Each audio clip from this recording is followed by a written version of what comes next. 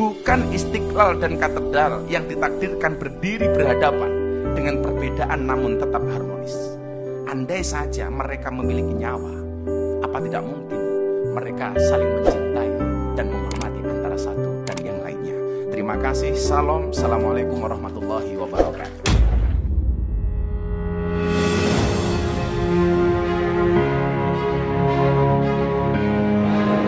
Sekarang banyak yang tak bisa membedakan kebablasan, tak bisa membedakan mana toleransi, mana tolerasin. Harus bisa dibedakan. Jangan karena toleransi mengorbankan keyakinan akidah anak-anak kita, nauzubillah.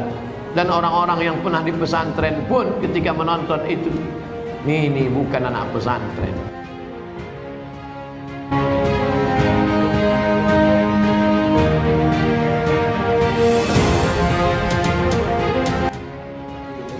Modernisasi agama yang harus diikuti oleh semua ustadz dan harus dilakukan, karena silaturahmi kebangsaan itu adalah hanya satu, itu adalah Negara Kesatuan Republik Indonesia. Nah itu kan, dan itu konteksnya itu bukan ibadah, itu peresmian gereja. Maka saya bilang silaturahmi kita dengan Tuhan ya sholat, silaturahmi kita dengan Kanjeng Nabi sholawat, silaturahmi kita sama anak bangsa ya Pancasila gitu.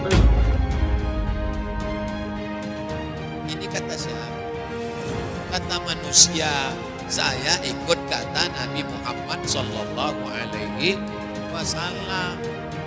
Yang diikut ini manusia biasa apa Nabi?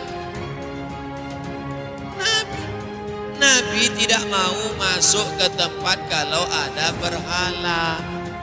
Nabi tak mau masuk rumah kalau ada berhala di situ. Nabi tak mau masuk. Apakah berubah iman Nabi kalau masuk ke dalam? Saya tanya sekali lagi. Nabi tak mau masuk ke dalam rumah, ke dalam tempat, kepala gedung apapun kalau ada berhala. Apakah iman Nabi akan berubah kalau masuk ke dalam? Tidak. Kenapa dia tak mau masuk? Kita ikut sunnah Nabi apa ikut sunnah orang? Sunnah Nabi. Saya ikut Nabi. Kalau ada di antara ibu yang mau ikut orang, silakan. Saya ikut Nabi Muhammad SAW. Kita toleransi aja, nggak apa-apa. Kamu ibadah di sini, saya di sini. Kamu kamar sini, saya kamar sini. Tapi ketika berdoa di sini mengingkari, ya, yang itu nggak benar, ini yang benar. Ini mengatakan itu nggak benar, ini yang benar. Nggak akan maslahat kehidupannya.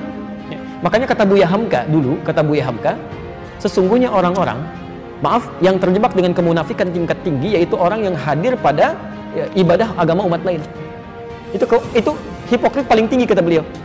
Karena dia datang pada satu acara, hatinya mengingkari. Kok bisa hati orang mengingkari datang pada satu tempat yang ada? Ya. Anda diundang ke satu tempat, tapi Anda nggak suka dengan acaranya, segalanya Anda ingkari itu, tapi Anda hadir di situ, kan aneh itu. Ya. Itu paling aneh. Kemarin kan rame nih, gara-gara ceramah gua di gereja. Gara-gara itu saya dikafir-kafirin dulu. Itulah bedanya dakwah sekarang dengan zaman dulu. Kalau zaman dulu dakwah itu mengislamkan orang kafir.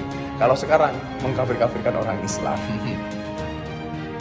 Di masa tahun 1330 Hijrah berkembang itu, Kiai Haji Hasyim Asy'ari memberikan fatwa tidak boleh ikut-ikutan masuk ke gereja. Bahkan beliau menghukumi siapa yang ikut ke sana mizayyim, bahkan sekedar mengenakan simbol-simbol, pakai topi dan sebagainya, bahwa kafir, maka ikut dalam kekafiran mereka. Ceramah Gus Miftah di gereja membuat sorotan publik. Beberapa waktu lalu terlihat sebuah postingan di Instagram Gus Miftah. Postingan tersebut berupa sebuah video. Dalam video tersebut terlihat Gus Miftah berpidato dalam sebuah acara peresmian gereja. Waktu itu pun banyak warganet menuding bahwasannya pimpinan Ponpes Ora Aji Sleman ini menunjukkan toleransi yang kebablasan.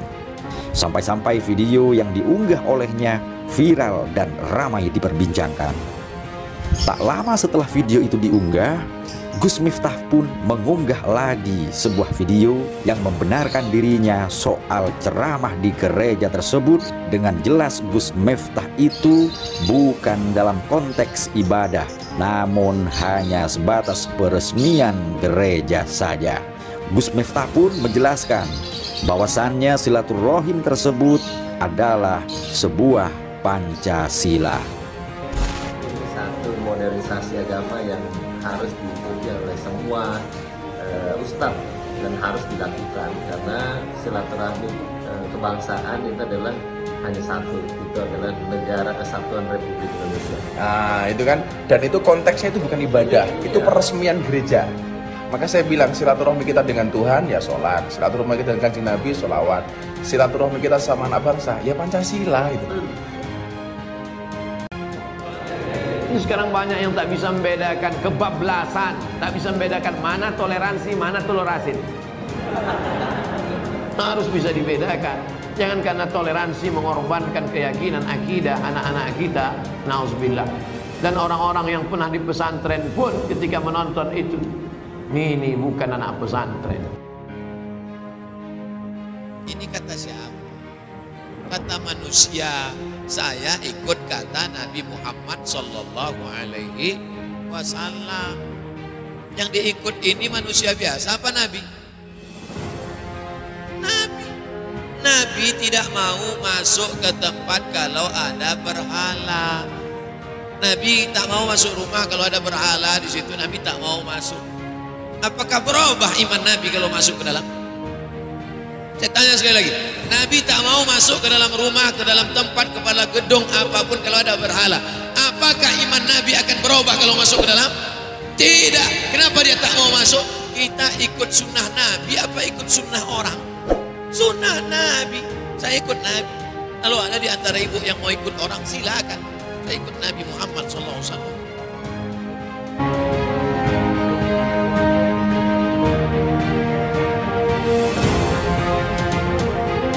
Kita toleransi aja nggak apa-apa. Kamu ibadah di sini, saya di sini. Kamu kamar sini, saya kamar sini. Tapi ketika berdoa di sini mengingkari, ya yang itu nggak benar, ini yang benar.